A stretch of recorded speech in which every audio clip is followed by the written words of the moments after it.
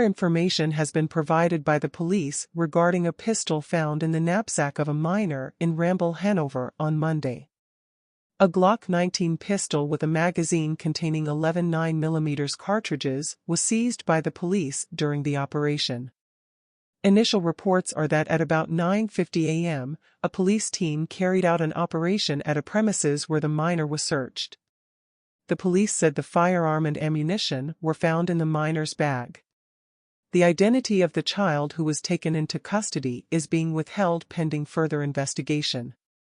When contacted, head of the Hanover Police Division, Deputy Superintendent Andrew Nish told Observer Online that he was unable to provide details about the incident, which is currently at a delicate stage as interviews and investigations are ongoing and are currently inconclusive.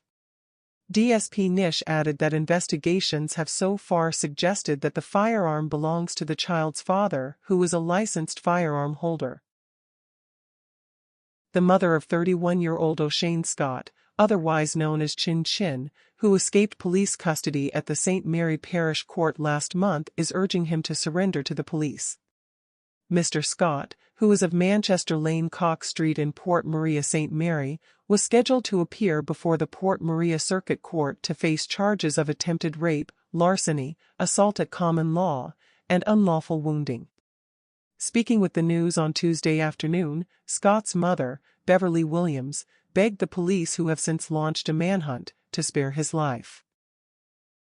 Because he didn't have to run, he's not a gunman, he never killed nobody. So me I plead to you, O'Shane Scott, my son, otherwise Chin Chin. I'm your mother, I love you, and if you love me so much, as what you said, me I ask you, please turn in yourself to the police. The police them is running up and down, cannot catch you. You need to turn in yourself. Me I plead to you, me I beg you. And officers, me I ask you not to shoot him. He's not a gunman. Just make him surrender and bring him in for me, please and thanks. Me tired. The woman said her efforts to help return Scott to police custody have been unsuccessful. She also urged persons not to harbor her son. Yes, I speak to him and I called the inspector, Henry, immediately. And he spoke to him and said, okay, see what your mother are going to come for you. And he just push out me and run, just like that. So I don't see him back from them time there. I don't hear anything more. I don't know what to do. But I'm a mother who is very, very strict. I don't go them like that. So you need to train himself. Please, mommy, I beg you. Please, my son, I beg you. He don't have to run. Is he then get bail, or they just give him a little stretch and he do it time and come out. To be honest, I will take care of him in a jail, as usual. He no need to do that. Scott reportedly assaulted a police corporal during an escort and escaped from custody last week. The corporal was subsequently taken to Port Maria Hospital and treated for injuries sustained during the escape. Scott, who had been in custody since February 21, 2024, is also wanted in connection with a threat warrant. The police say he is known to have a small tattoo on the right side of his neck. Anyone with information on the whereabouts of Scott is being urged to contact the police at 119, Crime Stop at 311, the NIB tip line at 811, or the nearest police station. The East Kingston police have identified a man who was shot and killed in the division on Monday. He is Marcus Godfrey, otherwise called G-Money, a 30-year-old maintenance worker of Oliver Road, Kingston. The police say about 7:15 a.m., Godfrey was on Glasspole Avenue when explosions were heard. The police were summoned and Godfrey was found with what appeared to be gunshot wounds. He was assisted to the Kingston Public Hospital, where he was pronounced dead. The Elliston Road Criminal Investigations Branch is carrying out a probe of the matter. Good day, I'm Theodore Henry, and this is your JIS News for Tuesday, December 10, 2024. Minister with responsibility for climate change and the environment, Matthew Samuda, has welcomed the opening of a new recycling plant in Manchester, which supports the government's efforts to tackle plastic pollution. The Kingsland Plastic Recycling Plant, which was opened a few days ago, is the 9th facility for recycling partners of Jamaica. The depot, which has the capacity to collect 120,000 pounds of plastic per month, will serve central Jamaica. The government is very happy with the collection taking place from RPJ's efforts and investments, because ultimately plastics are cheap and bulky, so they're expensive to collect. It's like trucking air. So every dollar invested in collecting and building these sorts of depots is actually a significant investment in our waste management challenge. Minister Samuda reveals that Jamaica is #1 in the Caribbean for its rate of recovery and recycling of plastic bottles monthly. Upwards of 40% of that is attributed to recycling partners of Jamaica. If Jamaica is going to continue on the road that we have started on, to make progress, meaningful progress, on managing our plastic problem, we have to do it. There's no point in waiting around for some global treaty that is going to give us clear guidance and obligate us to do it. It really is up to us. Our fortunes are entirely in our own hands.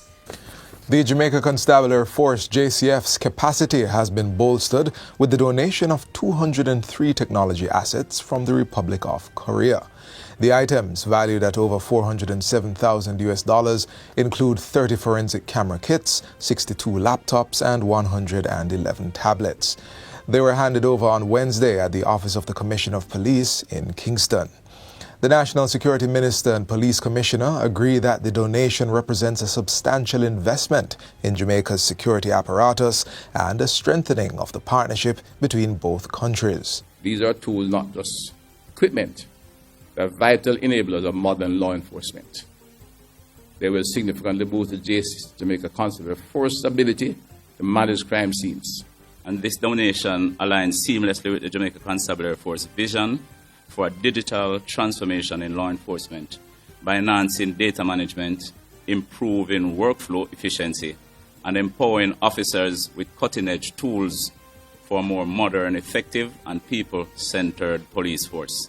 Charge d'Affaires at the Embassy of the Republic of Korea, Jinwook Kim, says the donation is in support of Jamaica's ongoing efforts to enhance citizen security.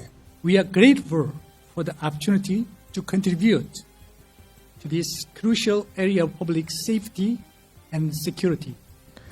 The National Solid Waste Management Authority, NSWMA, is reporting that normality should resume within the next 2 weeks for regular garbage collection, which is being impacted by rainfall. Director of Operations Aretha McFarlane explains that trucks have had to be withdrawn from service due to disposal sites being oversaturated with water. We have been taking steps to address those issues. We would have bought loads of river shingles. We would have put stones on it to sort of get some traction on the landfill so that the trucks can go on with some ease and tip off. Ms. McFarlane says the agency is seeing better days now and it has increased the number of trips being made to reduce the backlog to single digit. Also, in anticipation of extra solid waste being generated during the Yuletide season, the NSWMA will be ramping up its operation with additional trucks and sweepers. Special focus will be placed on town centres and market districts across the island to ensure the spaces are clean. We will be working right back to New Year's with the additional support of staff, resources, to keep the town centres, the market districts, and Jamaica clean, as a whole clean. Meanwhile, the NSWMA says it will be enforcing a no-tolerance approach to the illegal disposal of solid waste by individuals and businesses. As such, it will be dispatching enforcement officers across the island.